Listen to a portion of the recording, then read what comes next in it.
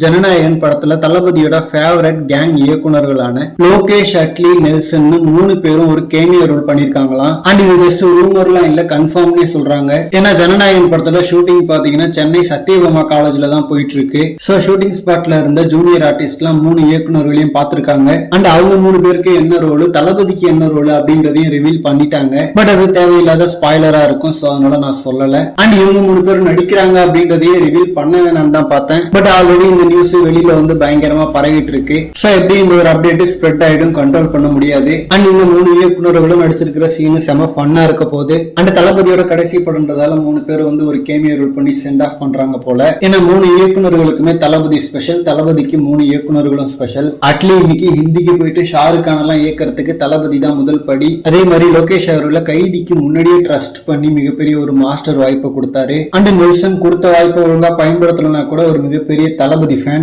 And பீஸ்டால தான் அதுக்கப்புறம் Jailer அமைஞ்சது. அண்ட் லோகேஷ் அவர்கள் ஆல்ரெடி ஹெச்வினோத் அவர்களுக்கு ஓரளவுக்கு க்ளோஸ். மாஸ்டர் அண்ட் வலிமை டைம்ல 2 பேரும் மீட் பண்ண போட்டோஸ் எல்லாம் பார்த்திருக்கோம். சோ அதனால அந்த ஒரு நட்புலையும் ஹெச்வினோத் அவர்கள் இவங்களை இன்வைட் பண்ணியிருப்பாரு கேமியோ ரோலுக்கு. அண்ட் ஜனநாயகன் கிட்டத்தட்ட சர்க்கார் வைப்ல தான் இருக்கும் போல. அதாவது பயங்கரமான ஒரு பொலிட்டிக்கல் படம் தான் சொல்லப்படுது. Okay friends.